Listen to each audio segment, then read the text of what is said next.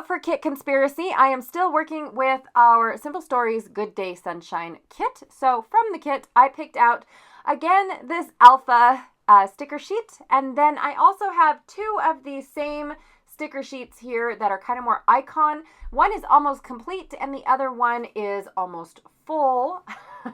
And I'm going to be doing an 8.5 by 11 layout today. I'm actually going to be doing both sides of this 8.5 by 11. So that way I will be doing two layouts in one. I picked out this close to my heart seaside paper. I think I'm going to do the polka dots, but I'm not really sure just yet.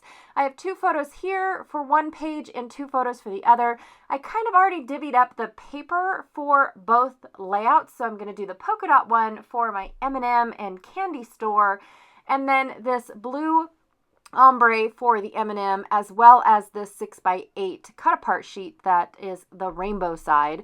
But I really do think that the polka dots remind me a little bit about the M&Ms. So I thought that that would be great, even though I really love the other page. Then working with the other Las Vegas page, I picked out this rainbow paper for my next page. I think because it's going to be next to the rainbow paper that I made. And then I took this border strip from Good Day Sunshine, the border strips. Yes, I did.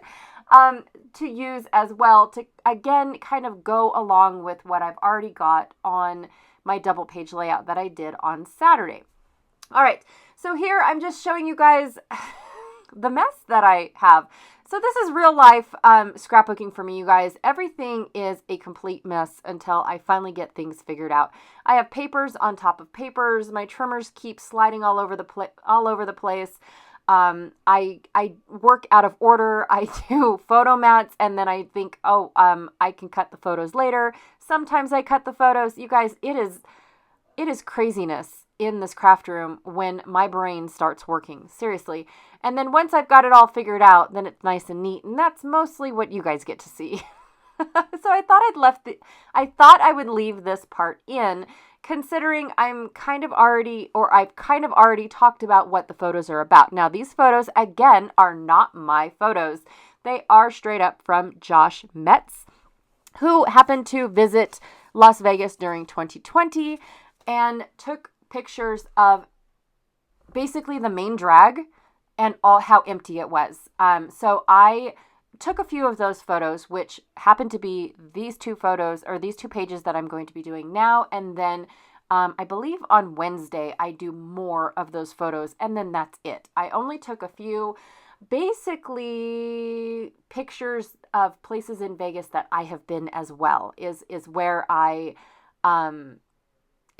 borrowed his photos. And I do have a link for that Facebook group, or for that Facebook page where he posted and gave permission to share the photos of his. He gave permission within that post to borrow these photos. Now, whether or not he meant in this type of manner or not, I'm not really sure. I honestly didn't ask. I just said, thanks for allowing us to share the photos.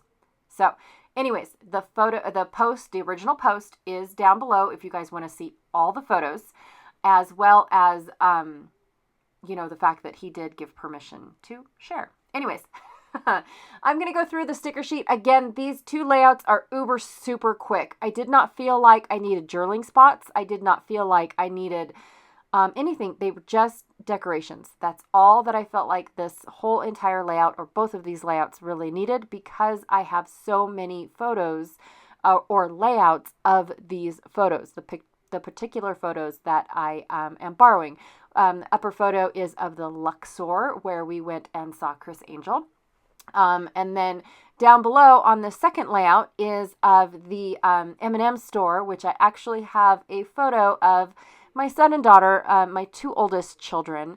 We went into the M&M store. We weren't allowed to take pictures of within the M&M store, and I think that might have changed by now. I'm not sure. I haven't been there since. And then I took a picture of them walking down the sidewalk and my son carrying his teeny tiny little M&M bag, which is in that album, by the way. I kept it within the album. I thought I was going to turn it into a page, and right now it's just an annoying little element that flips with the layout. So, yeah, that is why I chose these particular photos is because they are places that I have been, but honestly, in my life, I didn't document back in the day. I really didn't start documenting until I, got settled in life. I did take pictures and I did take, like, hey, I was there type of deal, but not in the way that I document now. And so these are really cool photos because they bring back those memories of when I really couldn't, really, not really couldn't, but really chose not to document. When my daughter was little, I just, it was more about making memories than it was, taking photos. And now that my children are older, I feel like, hey, it's picture time. So yeah, when the kids were littler, I definitely did not take as many photos as I do now that they're older, and I don't feel like my life is as chaotic. So, yeah, thank you, Josh, for sharing these photos with the world. And even though it's not happy, sunshiny as my photos or my layouts portray, it still is memories for me that I am bringing back within the whole 2020 memory, if that makes any sense. Anyways, yes, this is what I had to share with you guys today. Like I said, uber, super quick and easy. Just a bunch of papers thrown down in a manner that, outlines my photos, and then some stickers. That's it. Thanks again for hanging out with me today and listening to me ramble on and on about why I scrapbook my photos. I do appreciate y'all hanging out with me at least for a few minutes every day. That is amazing. And I appreciate every single one of you guys, even though I don't say it as often as I should at the end of my videos. Thanks again. And I will check y'all later. Bye.